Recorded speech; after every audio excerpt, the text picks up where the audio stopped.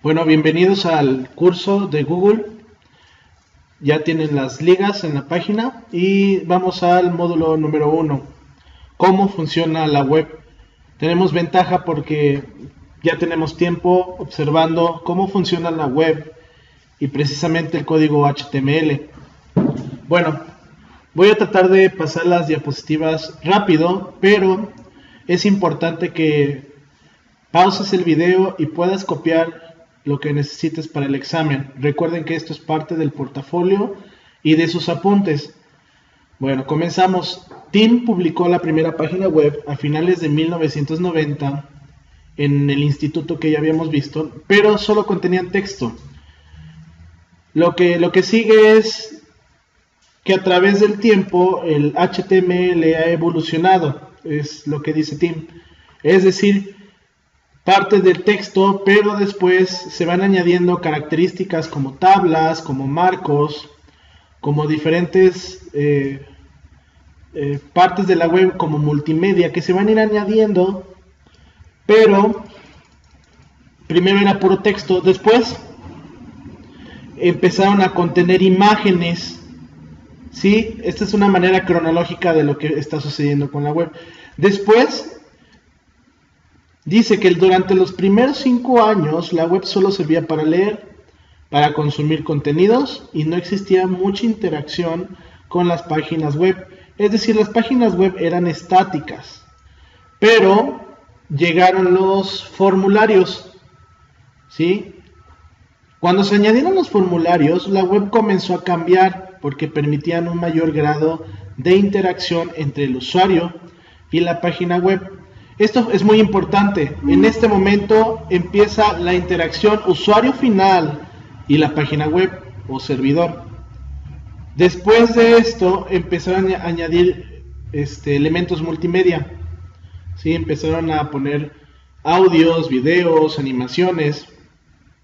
Tal vez no les tocó, pero todo comenzó con los pequeños sonidos MIDI muy similares a los que ponen en las canciones de Navidad, las lucecitas de Navidad que ponen en el pino, que son tonaditas. Bueno, así eran los audios en las páginas web. Después fue evolucionando a lo que conocemos hoy como MP3. Y bueno, el HTML nos ha servido para jugar, para escuchar, para hacer videoconferencias, para comprar en línea, para mandar correos electrónicos, ¿sí? Y es entonces que aparecen las aplicaciones web, ¿sí? Ahora viene algo muy importante, una ventaja principal, la que es que no se actualiza por parte del usuario final. Es decir, basta con que tú entres a la página o le pongas actualizar y siempre vas a tener la última versión de tu aplicación web. Ahora, regresando un poco, Tim, hay una pregunta, ¿Tim es el padre de la web? Y bueno, la realidad es que sí, pero ¿será padre del hipertexto? La respuesta es no. ¿Por qué?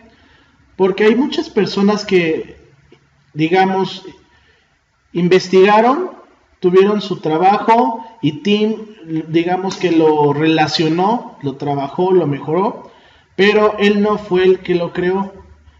Fue una persona que se llama Paul Otlet.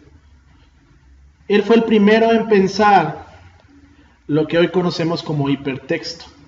Él es el fundador de la bibliografía y la documentación. Paul imaginó Mundano. Este proyecto, lo que tenía Paul era que quería que en un lugar estuviera toda la información para que tú la pudieras consultar. Él pensaba que si se creaba este proyecto, toda la información debería estar vaciada ahí para que todos pudiéramos consultarlo. Pero bueno, solo se quedó en ideas. Más tarde, en 1963, Ted Nelson agarra las ideas de Paul y de otros más y crea lo que es hipertexto e hipermedia. Pues obviamente Paul quedó en la historia, ¿sí? Bueno, hipertexto es un conjunto estructurado de textos gráficos, etcétera, unidos entre sí por enlaces y conexiones lógicas. ¿Qué es el hipertexto? Si ustedes se fijan, cuando leemos un libro, cuando leemos un texto, la lectura es lineal, ¿sí? Es decir, tú lees.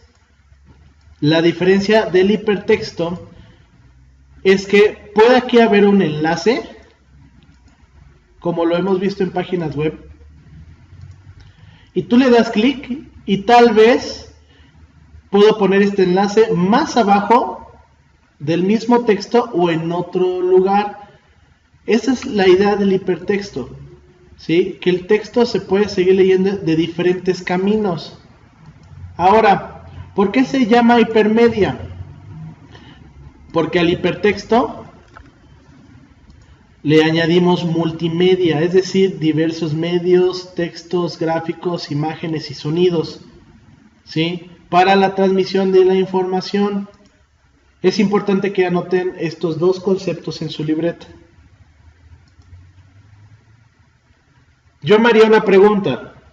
Entonces, si Tim no inventó hipermedia e hipertexto, ¿qué inventó?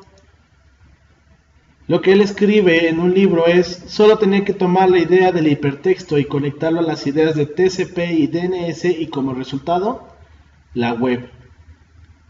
Parece sencillo, pero bueno.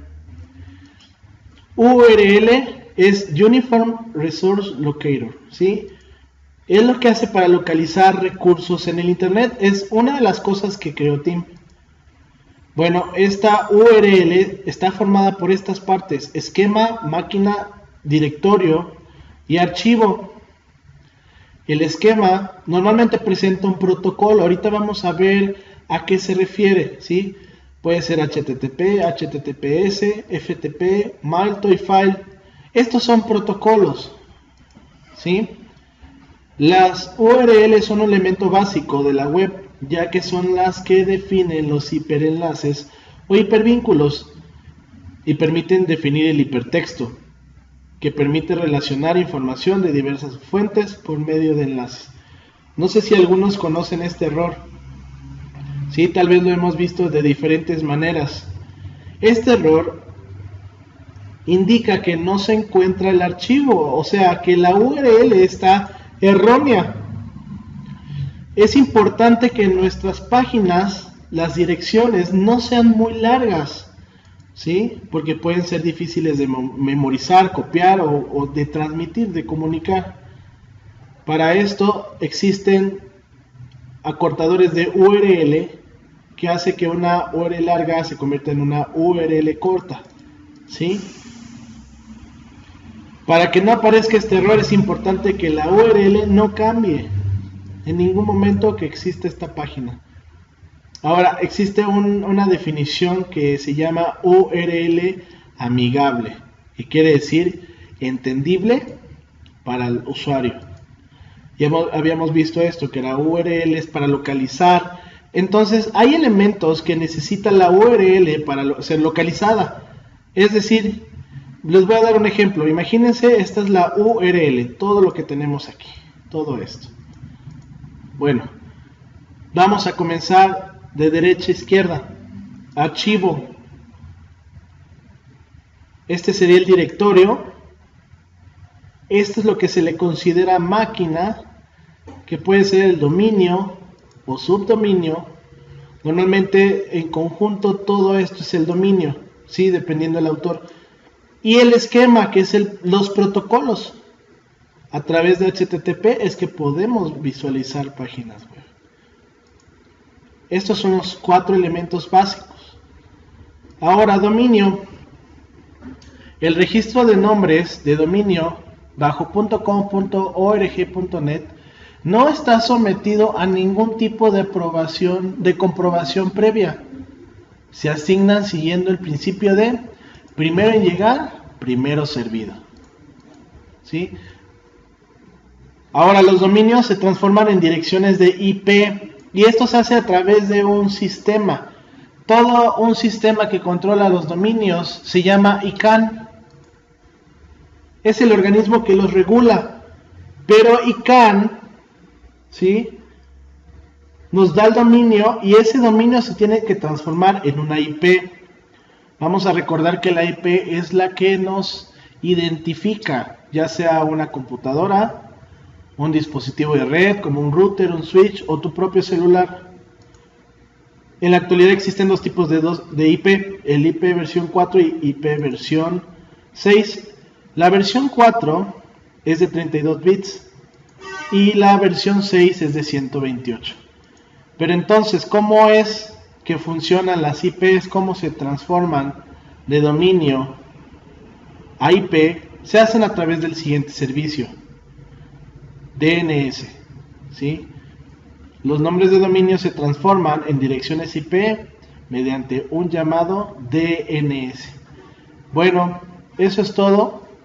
Recuerden que tienen hasta el domingo en la noche para enviarme foto del resultado de su examen del módulo 1. Bueno, hasta pronto.